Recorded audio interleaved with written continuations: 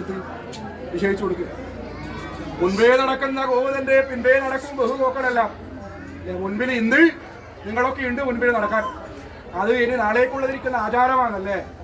ഇന്ന് പ്രഭുവിന്റെ മുൻപിട്ട് ഇപ്രകാരം ബഹുമാനമില്ലാതെ നിലനിൽക്കുന്ന നാളെ എപ്രകാരമായി തീരും?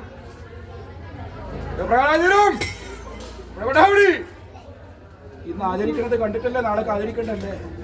ഉണ്ടാവൂലേ? അത് ബാക്കി വെച്ചിട്ടുണ്ടാവൂലേ? എപ്രകാരം പ്രഭുവിനോടുള്ളതായിരിക്കുന്ന കൂറ് കനകനിധിയും കനകോങ്കാരപ്പനും മുപ്പുരാരിയുടെ മകനും മൂലമായ രായകനും ആയിരിക്കുന്ന പ്രഭുവിന്റെ മൂല്യം കുറച്ചു പോയോ നിങ്ങൾ? ഇല്ലല്ലോ അല്ലേ? ഇത്ര വീരമായിട്ട് എന്റെ മാടം കുഞ്ഞുമകൻ അദ്ദേഹത്തിനകത്ത് വീര്യവാനായിരിക്കുന്ന ദേവൻ അഭിമാന്റെ പ്രഭുവിന്റെ അല്ലേ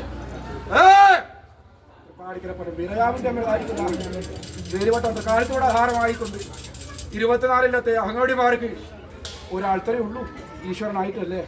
ഞാൻ തന്നെയല്ലേ അല്ലേ? ഒന്ന് കുറെ അല്പതുണ്ടെങ്കിലും അതിനൊക്കെ സമവത്കരിക്കുന്ന മതിച്ചിരിക്കുന്ന അല്ല കമ്പടിമാരെ, നിങ്ങളെ ഇവർ ഒത്തും ചേർന്നും നിലനിന്ന് കൊണ്ട് ആചരിച്ചിരിക്കുന്ന നിഴലും സഭയും കൂട്ടമായിക്കൊണ്ട് പൂർവീയത്തുന്തികൾ വെള്ളാനക്കും വെള്ളക്കുതിരക്കും സമമത്തിരിക്കുന്ന പൂർവികന്മാരെ കൊണ്ടു നടന്ന കർമ്മമാണ് അല്ലേ? അത് ചെറുമുണ്ടും മാറ്റി കാക്കടമായിട്ട് കടക്കാം എന്ന് കരുതേണ്ട സാഗരല്ലല്ലോ.